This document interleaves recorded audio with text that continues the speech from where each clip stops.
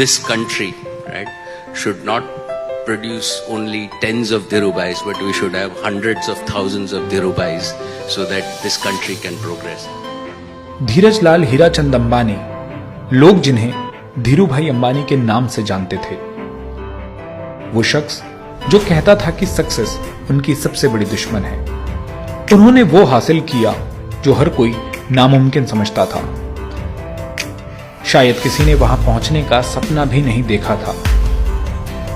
अपनी जिंदगी के 69 सालों में उन्होंने अपने दम पर इंडिया का सबसे बड़ा कॉरपोरेट एम्पायर खड़ा किया। सिर्फ एक जिंदगी में गांव की गलियों से निकलकर इसे हासिल करना कोई मामूली बात नहीं थी।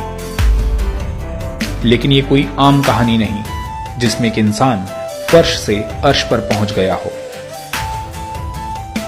ये कहानी है एक आदमी के साथ साथ इंडिया के आगे बढ़ने की, जिसने अपने साथ देश को और देश के लोगों को भी आगे बढ़ाया।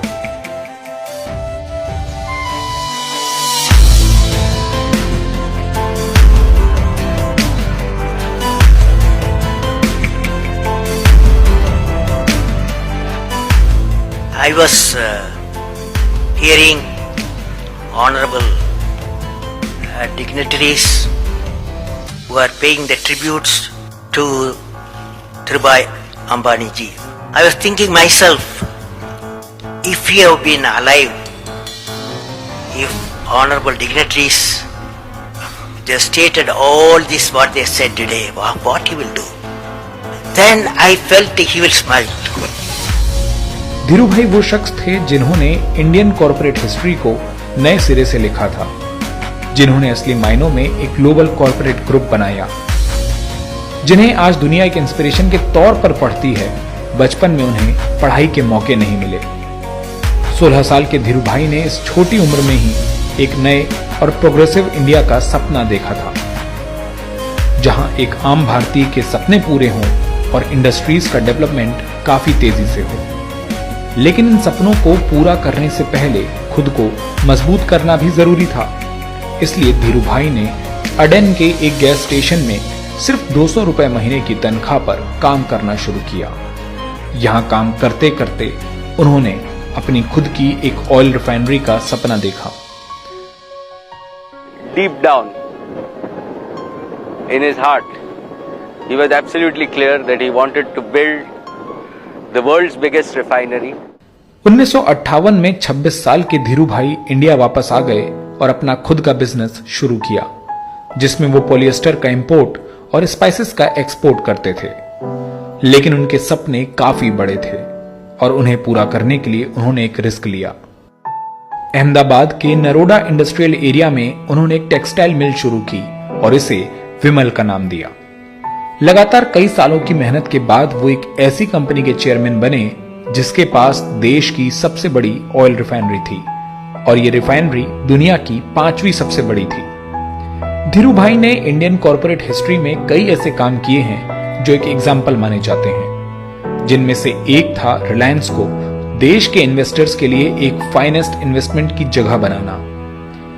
जब इस देश के मार्केट में कुछ एलाइट लोगों का ही बोलबाला था और वो ही पूरे मार्केट पर कंट्रोल करते थे, तब धीरूभाई ने पहली बार एक पब्लिक ऑफर जारी किया, जिसके जरिए 28 लाख इक्विटी शेयर्स लोगों को 10 रुपए पर शेयर की कीमत पर मिल सकते थे।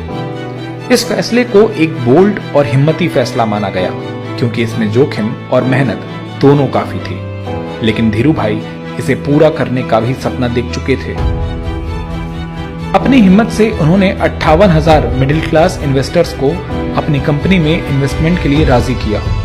लोगों ने धीरूभाई पर भरोसा किया कि वो लोगों के पैसे एक अच्छे रिटर्न के साथ लौटाएंगे। दुनिया की सबसे बड़ी शेयर होल्डर फैमिली के साथ किए अपने इस वादे को धीरूभाई अपनी आखिरी सांस तक निभाते रहे और आज उनकी दी हुई वैल्यूज के साथ उनका परिवार भी लोगों से किए इस वादे को निभा रहा है। I want to dedicate these 40 years of achievements and records to only one person, to our founder chairman, Shri Dhirubhai Ambani. लोगों को धीरूभाई पर इतना भरोसा था कि 1986 में हुई कंपनी की शेयर होल्डर मीटिंग के लिए 30,000 स्टॉक होल्डर्स पहुंचे। इंडिया की कॉरपोरेट हिस्ट्री की यह सबसे बड़ी मीटिंग मुंबई के क्रॉस मैदान में हुई। 1976 में उनकी कंपनी रिलायंस का सालाना टर्नओवर 70 करोड़ रुपए था। अपने निधन से पहले उन्होंने अपना सपना पूरा कर लिया था। उन्होंने रिलायंस को 75,000 करोड़ की एक कंपनी में तब्दील कर लिया था और ग्लोबल फॉर्च्यून 500 की लिस्ट में भी उनकी कंपनी का नाम शामिल हो गया। ऐसा करने वाली वो दुनिया की पहली इंडियन कंपनी थी। धीरूभाई की पूरी जिंदगी में उनके और उनके परिवार के अलावा किसी ने सोचा भी नहीं होगा कि गुजरात के एक गांव से निकला वो शख्स जिसने अपनी जिंदगी का एक वक्त मुंबई के एक चौल में परिवार के साथ बिताया, वो फोर्ब्स की लिस्ट में दुनिया का 138वां अमीर शख्स होगा। 2002 में धीरूभाई के निधन के वक्त उनकी नेटवर्थ $2.9 बिलियन थी।